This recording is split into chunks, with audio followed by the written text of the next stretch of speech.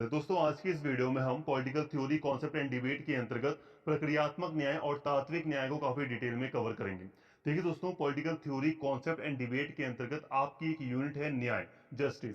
इस यूनिट में आपको प्रक्रियात्मक न्याय और तात्विक न्याय को समझना है, साथ में जॉन रॉल्स के न्याय के सिद्धांत को भी आपको पढ़ना है। अब जॉन रॉल्स का क्या न्याय का सिद्धांत है, उसके क्या आलोचक हैं, इसके बारे में ऑलरेडी मैंने वीडियो बनाई है और वो प्लेलिस्ट में मैंने वो वीडियो आपके लिए अपलोड भी कर दी है। तो प्लेलिस्ट में आपको जॉन रॉल्स की न्याय सिद्धांत से संबंधित वीडियो आपको मिल जाएगी। तो इसीलिए आज की जो वीडियो है वो मुख्य रूप से प्रक्रियात्मक न्याय और तात्विक न्याय के ऊपर बात करेगी और आज की इस वीडियो में हम इसी टॉपिक को कवर करेंगे। तो प्लीज दोस्तों, वीडियो को पूरा देखना ताकि आप सारी बातें समझ सकें। सारी की सारी यहाँ पे जो बातें हैं वो नई एजुकेशन पॉलिसी के तहत ही हो रही हैं, आपकी सिलेबस के तहत ही सारी बातें आपको समझाई जा रही हैं। तो प्लीज वीडियो को पूरा देखना ताकि सारी बातें आप समझ सकें। इसके साथ ही तात्विक न्याय को कहीं कहीं कहीं पर मूल न्याय भी कह दिया गया है, तो ध्यान रखना, मूल न्याय बहुत ही कम कहा जाता है, तो आप तात्विक न्याय को तात्विक न्याय ही कहें। तो चलिए दोस्तों, बिना देरी के अपने टॉपिक को शुरू करते हैं। तो दो तरह के न्याय के बारे में हम यहाँ पे पढ़ रहे हैं, एक है प्रक्रियात्मक न्याय और एक है तात्विक न्याय। दोनों ही आपको समझ में आएंगे, जब आप वीडियो को पूरा देख लोगे तब ज्यादा अच्छे से आप समझ पाओगे। तो प्रक्रियात्मक न्याय क्या होता है, तो यहाँ पे ध्यान से सुनिए। प्रक्रियात्मक यानी कि प्रोसीजरल जो जस्टिस है, उसके समर्थक ये मानते हैं कि मूल्यवान वस्तुओं, सेवाओं, लाभों इत्यादि के आवंटन की विधि या प्रक्रिया न्यायपूर्ण होनी चाहिए। कुल मिलाकर आप ये कह सकते हो कि प्रक्रियात्मक न्याय के जो समर्थक है, जो प्रक्रियात्मक न्याय है, वो कहता है कि जो देश की जो संसाधन होंगे, जो वस्तुएं होंगी, जो सेवाएं सर्विसेज होंगी, जो भी प्रॉफिट कमाने का जो साधन है, जो भी तरीका है, जो भी देश में चीजें हैं, उसका जो बंटवारा होगा, उसकी जो प्रक्रिया होगी वो न्यायपूर्ण होगी। यहां पर ध्यान रखना, प्रक्रियात्मक न्याय ये नहीं बोल रहा कि सभी को एक बराबर संसाधन बांट दो। ये कह रहा है कि जो प्रक्रिया होगी बांटने की वो न्यायपूर्ण होगी।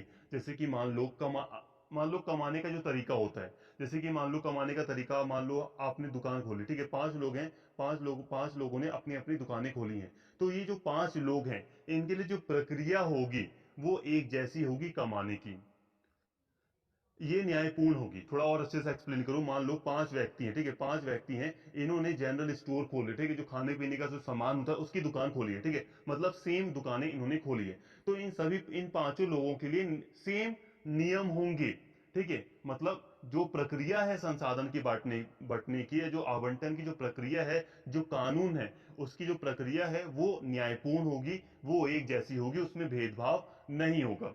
तो अभी आपको और डिटेल में समझ में आएगा। बस आप इतना समझिए कि प्रक्रियात्मक न्याय कहता है कि जो संसाधन के बंटवारे की जो प्रक्रिया होगी, जो कानून होंगे वो न्यायपूर्ण होंगे, उसमें किसी भी तरह का भेदभाव नहीं होगा। और इस तरह प्रक्रियात्मक न्याय को औपचारिक न्याय भी कहा जाता है। अब प्रक्रियात्मक न्याय उदारवाद के साथ जुड़ा हुआ है, और अब देखिए ये उदारवाद के साथ जुड़ा हुआ है, इसमें सभी के लिए एक समान नियम बनाने की मांग की जाती है जो सभी के लिए समान हो। अब मुख्य बात यहाँ पर कहा जा रहा है कि ये जो प्रक्रियात्मक न्याय है, इसमें मांग की जाती है कि सभी के लिए एक जैसे नियम बनाए जाएं, ठीक है, किसी कोई विशेषाधिकार प्राप्त वर्ग ना हो, सभी के लिए एक जैसे नियम बनाए जाए, नियम बनाए जाए, जो कानून होगा वो सभी के लिए एक जैसा होगा, ठीक है, चाहे अमीर हो चाहे गरीब, सबके लिए एक जैसा। इसके साथ ही, क्योंकि ये उदारवाद के साथ जुड़ा हुआ है, जो प्रक्रियात्मक न्याय है, जो प्रोसीजरल जस्टिस है, ठीक है, ये उदारवाद की विचारधारा के साथ जुड़ा हुआ है, और हम जानते हैं कि उदारवाद की विचारधारा ज्यादा से ज्यादा कंपटीशन को बढ़ावा देती है, क्योंकि ये पूंजीवाद के साथ जुड़ी हुई है। तो इसी के तहत प्रक्रियात्मक न्याय बाजार अर्थव्यवस्था को लागू करना चाहता है। बाजार अर्थव्यवस्था में खुला कंपटीशन होता है, ठीक है, जैसे प्राइवेट सेक्टर ज्यादा प्रभावी होता है, राज्य जो होता है उसकी भूमिका कम होती है। उदाहरण के लिए दौड़ प्रतियोगिता, जैसे कि मान लो प्रतियोगिता हो रही है, रेस हो रही है। अब रेस में क्या होता है, रेस में जाहिर सी बात है, जो व्यक्ति जितना तेजी से दौड़ेगा वो उतना ज्यादा आगे होगा।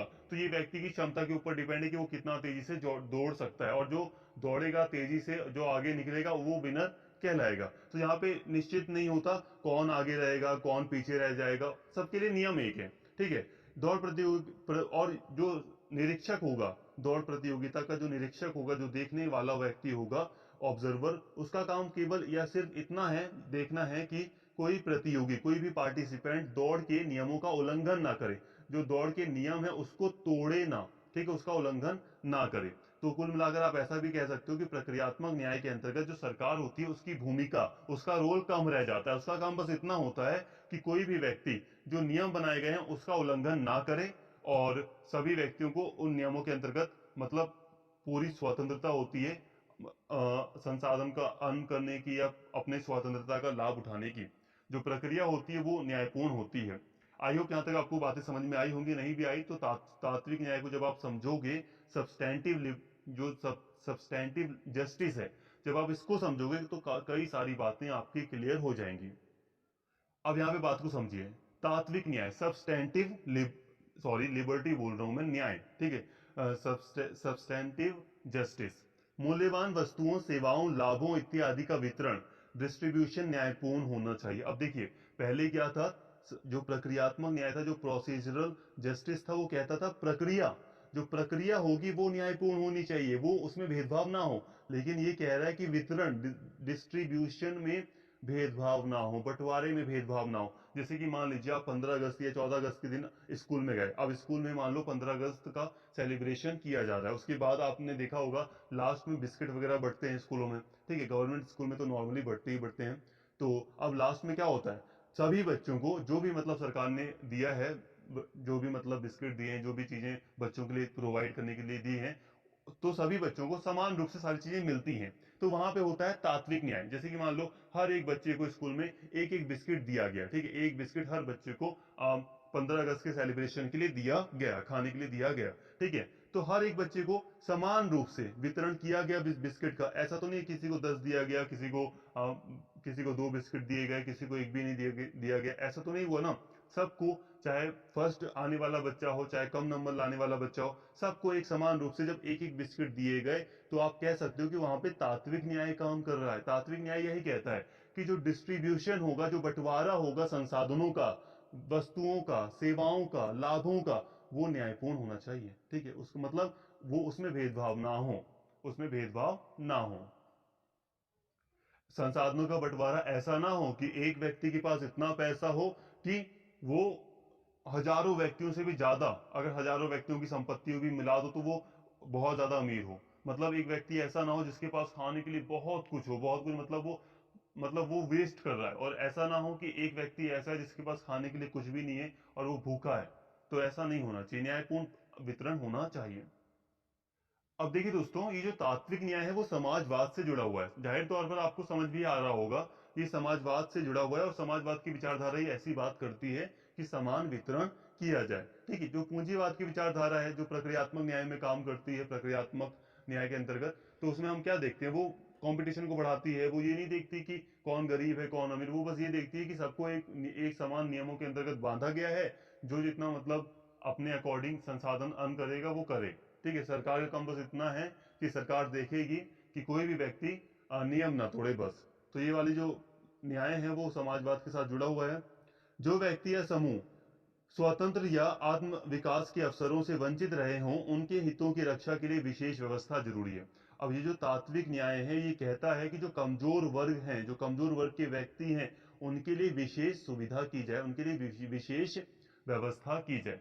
देखिए दोस्तों, ये ऐसा नहीं है कि तात्विक न्याय पूरा कहता है कि समाज में मान लो 100 लोग हैं तो 100 लोगों के पास जो संपत्ति है वो एक बराबर बांट दो। ऐसा नहीं कि बिल्कुल बराबर बराबर कह रहा है। ये कह रहा है कि न्यायपूर्ण प्रक्रिया होनी चाहिए। भाई देखो, न्यायपूर्ण होना चाहिए। न्यायपूर्ण का मतलब है कि देखो ऐसा ना हो, जैसे कि हम भारत में क्या देखते हैं नॉर्मली, आप भारत में देखिए कि भारत के लगभग 1% जो लोग हैं उनके पास मतलब उनके पास पूरे देश का, अब मुझे एग्जैक्ट याद नहीं आ रहा, लगभग 42% पैसा है, ठीक है।